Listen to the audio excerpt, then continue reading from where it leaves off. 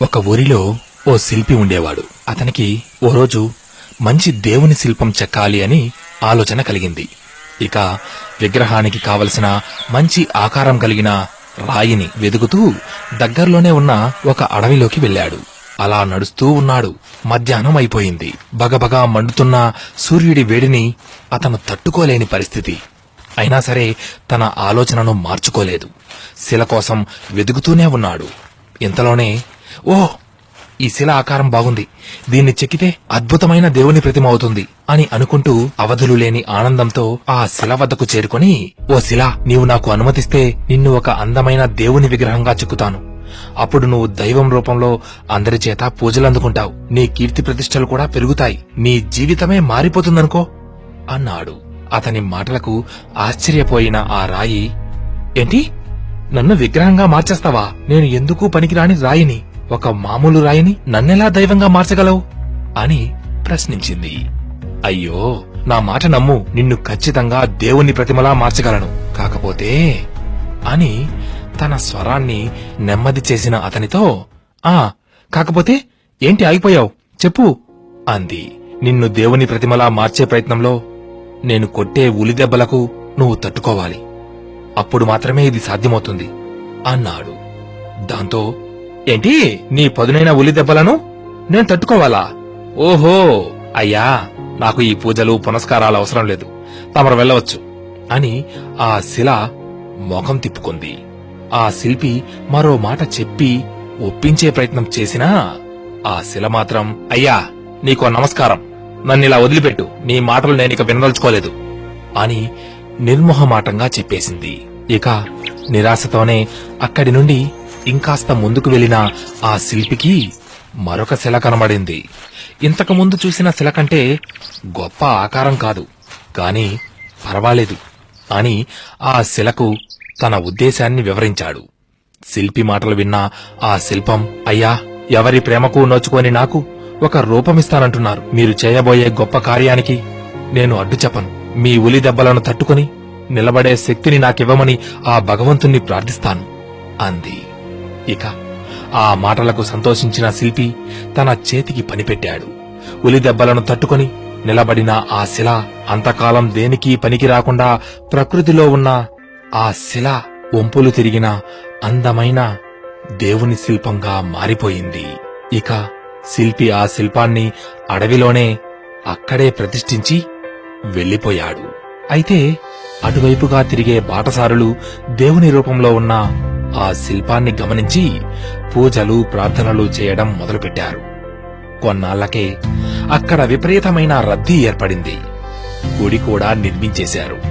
మరి గుడికి వచ్చిన భక్తులు కొబ్బరికాయలు కొట్టడానికి ఒక రాయి కావలసి వస్తే అక్కడికి కొద్ది దూరంలోనే ఉన్న ఆ రాయిని, అదే ఉలిదెబ్బలకు నే తట్టుకోలేనని జారుకున్న ఆ రాయిని తెచ్చి దాని నెత్తిన నిత్యం కొబ్బరికాయలను కొట్టడం చేశారు.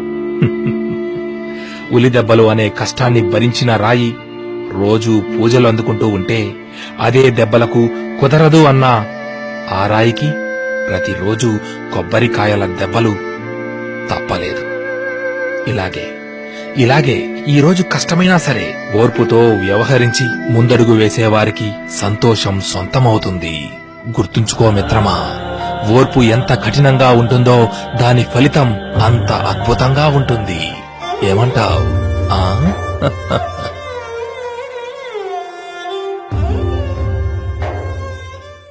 జంధ్యమేసినంత మాత్రాన బ్రాహ్మణత్వం సిద్ధిస్తుందా? టోపీ ధరించినంత మాత్రాన ఇస్లాం సారం వంట పట్టినట్టేనా? ఎదపై శీలువ వ్రేలాడదీసుకున్నంత మాత్రాన క్రీస్తు మార్గంలో నడుస్తున్నట్టేనా? జంధ్యమేసుకోమని, టోపీలు శీలువలు ధరించమని నేను చెప్పానా? నేను మిమ్మల్ని మీకోసం ప్రకృతిని సృష్టిస్తే మీరు ఇష్టానుసారం కులమతాలను సృష్టించుకొని చంపుకుంటూ చివరికి నా కోసమే అని సమర్థించుకుంటారా? మీ అవసరాలకు విలాసాలకు ప్రకృతిని నాశనం చేసి విలయాలకు బాధ్యుని నేనంటూ నన్ను ఆడిపోసుకుంటారా? దీక్షలు తీసుకోమని నేను చెప్పానా? కడుపులు కాల్చుకోమని నేను చెప్పానా? మోకాళ్ల మీద నడిచిరమ్మని నేను చెప్పానా? మీలో ఉన్న నన్ను కనుగొనలేక గుళ్ళల్లో, మసీదుల్లో, చర్చుల్లో వెతుకుతున్నారు. మీ తల్లిదండ్రులలో నన్ను చూసుకోమని చెప్పాను, చెప్పింది మాత్రం చెయ్యరు. ఆకలన్నవానికి పిడికడు ముద్ద పెట్టలేరు, కానీ హుండీలో కోట్ల రూపాయలు గుమ్మరిస్తారు. మీరిచ్చే కాగితపు నోట్లు నాకు అవసరమా? మీరు సృష్టించుకున్న కాగితాలకిస్తున్నంత విలువ మానవ సంబంధాలకు ఇవ్వడం మర్చిపోయారు. ఎప్పటికైనా మీరు నా దగ్గరికి రావలసిన వారే అన్న స్పృహ లేకుండా బ్రతుకుతున్నారు. చనిపోయిన తర్వాత మిమ్మల్ని చుట్టే వస్త్రానికి జేబులుండవు. సంపాదించిన సొమ్మును దాచుకోవడానికి నీ సమాధిలో బీరువాలు ఉండవు. చనిపోయిన తర్వాత మీ ప్రలోభాలకు లొంగి లంచం తీసుకొని మిమ్మల్ని స్వర్గానికి తీసుకొచ్చే వారెవరూ ఉండరని గుర్తుంచుకోండి. మిమ్మల్ని సృష్టించి తప్పు చేసి మీ చేతిలో ఆటబొమ్మనయ్యాను.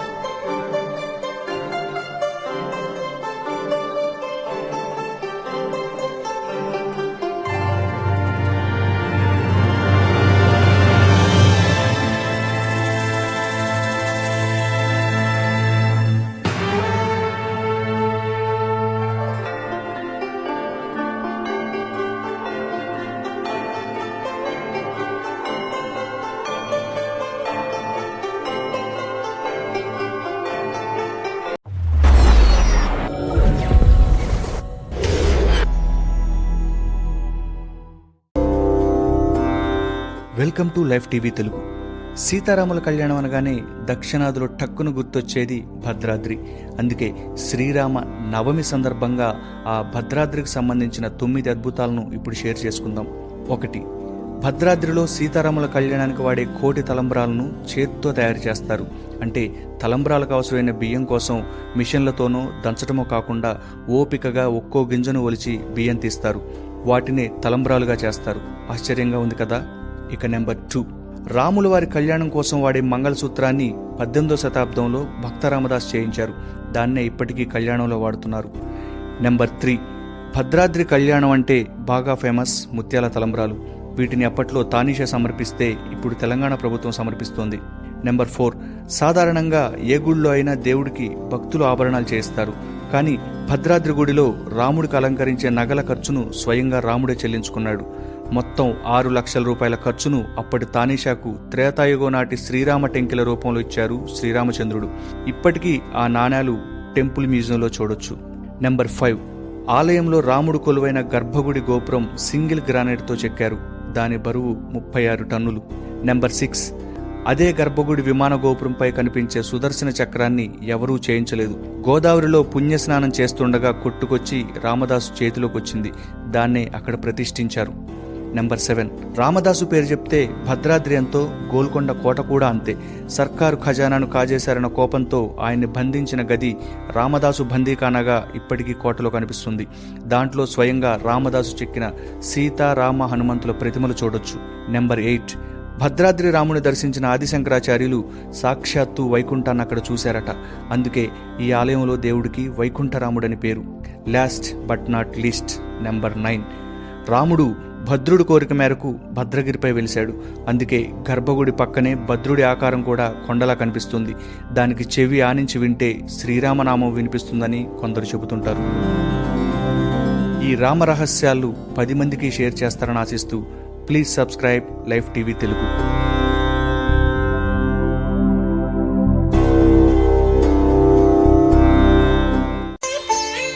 నువ్వు చూడు చూడకపో,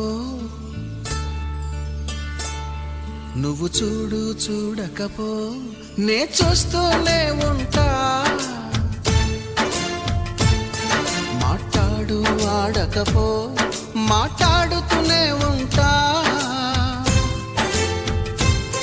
ప్రేమించు మించకపో, ప్రేమిస్తూనే ఉంటా. నా ప్రాణం నా ధ్యానం నువ్వేలిమ్మంటా. నువ్వు చూడు చూడకపో, నే చూస్తూ